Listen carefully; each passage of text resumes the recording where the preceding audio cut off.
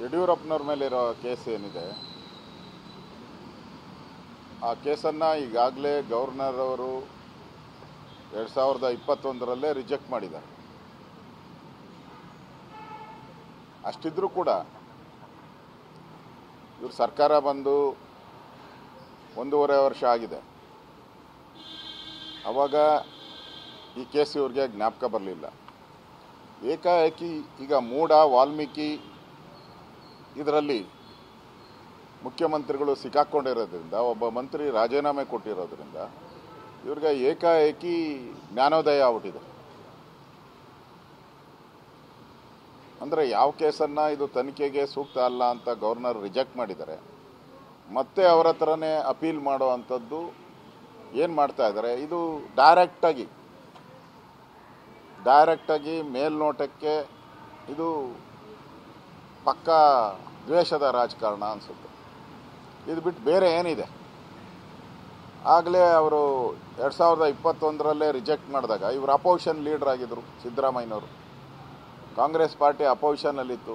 ಅದನ್ನು ಯಾಕೆ ಪ್ರಶ್ನೆ ಮಾಡಲಿಲ್ಲ? ಅವಾಗ ಯಾಕೆ ಮತ್ತೆ ಮನವಿ ಕೊಡಲಿಲ್ಲ? ಮತ್ತೆ ಯಾಕೆ ಕೋರ್ಟ್ಗೆ ಹೋಗ್ಬೋದಾಯಿತು? ಗವರ್ನರ್ ಅವರ ಆದೇಶವನ್ನು ಪ್ರಶ್ನೆ ಮಾಡಿ ಹೈಕೋರ್ಟ್ಗೆ ಹೋಗ್ಬೋದಾಯಿತು. ಆ ಪ್ರಾವಿಷನ್ ಇದೆ, ಹೈಕೋರ್ಟ್ಗೆ ಹೋಗೋ ಪ್ರಾವಿಷನ್ ಇದೆ. ಯಾಕೆ ಹೋಗಲಿಲ್ಲ? ಅವಾಗ ಬಾಯಿ ಮುಚ್ಕೊಂಡು ವಿರೋಧ ಪಕ್ಷವಾಗಿದ್ದಾಗ ಇವ್ರಿಗೆ ಕೆಲಸ ಆಗಬೇಕಾಯ್ತು ಅನ್ನೋ ಗೊತ್ತಿಲ್ಲ. ಇವರ ಕಾನ್ಸ್ಟಿಟ್ಯೂಯೆನ್ಸಿಗಳಿಗೆ ಇವ್ರಿಗೆ ಅಭಿವೃದ್ಧಿಗೆ ಹಣ ಬೇಕಾಗಿತ್ತು, ಇವರು ಟ್ರಾನ್ಸ್ಫರ್ಗಳಿಗೆ ಬೇಕಾಗಿತ್ತು ಇವ್ರಿಗೆ. ಅದಕ್ಕೋಸ್ಕರ ಅವಾಗ ಯಾವುದೇ ಚಕಾರ ಎತ್ತಿಲ್ಲ. ಈಗ ಚಕಾರ ಎತ್ತುತ್ತಾ ಇದೆ. ಆಗ BJP ಸರ್ಕಾರ ಇತ್ತು. ಮುಖ್ಯಮಂತ್ರಿಗಳ ಹತ್ರ,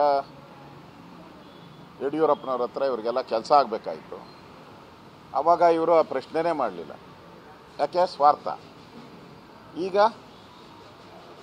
ಪ್ರಶ್ನೆ ಮಾಡ್ತಾ ಇದ್ದಾರೆ ಅಂದರೆ ಇದು ದ್ವೇಷದ ರಾಜಕಾರಣ.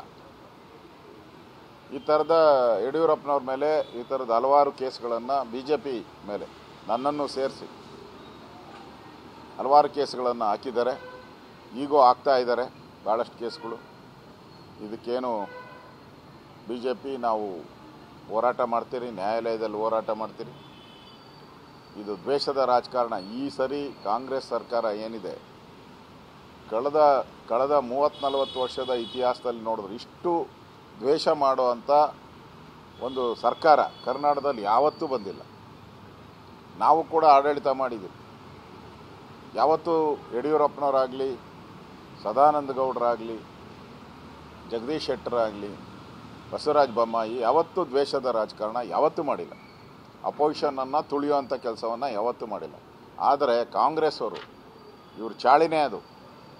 ದೇಶದ ಮೇಲೆ ಎಮರ್ಜೆನ್ಸಿ ತಂದು ಆವಾಗ ವಿರೋಧ ಪಕ್ಷದವ್ರನ್ನೆಲ್ಲ ಜಯಪ್ರಕಾಶ್ ನಾರಾಯಣ್ನಿಂದ ಅಟಲ್ ಬಿಹಾರಿ ವಾಜಪೇಯಿ, ಅದ್ವಾನಿಯವರು ಇವ್ರನ್ನೆಲ್ಲ ಬಂಧಿಸೋಂಥ ಪಾರ್ಟಿ ಇದು. ಅವ್ರಿಗೆ ಅದೇ ಚಾಳಿ. ಈ ಪ್ರಜಾಪ್ರಭುತ್ವದಲ್ಲಿ ವಿರೋಧ ಪಕ್ಷವನ್ನು ದಮನ ಮಾಡುವಂಥದ್ದೇ ಇವ್ರದ್ದು ಒಂದು ಚಾಳಿ ಆಗೋಗಿದೆ. ಅದಕ್ಕೋಸ್ಕರ ಯಡಿಯೂರಪ್ಪನವ್ರ ಮೇಲೆ ಇಲ್ಲ ಸಲ್ಲದ ಆಪಾದನೆಗಳನ್ನು ಅವರನ್ನು ಸಿಕ್ಸಾಕುವಂಥ ಪ್ರಯತ್ನ ಮಾಡ್ತಾ ಇದೆ. ಇದಕ್ಕೇನು BJP ಏನು ಸುಮ್ಮನೆ ಕೂತ್ಕೊಳಲ್ಲ. ನಾವು ಕೂಡ ಹೋರಾಟ ಮಾಡ್ತೀರಿ. ಇಂಥ 10-100 ಕೇಸ್ ಹಾಕಿದ್ರು ಕೂಡ ಅದನ್ನು ಎದುರಿಸ್ತೀರಿ. ಜನಕ್ಕೆ ಇವೆಲ್ಲ ಅರ್ಥ ಆಗ್ತೈತೆ.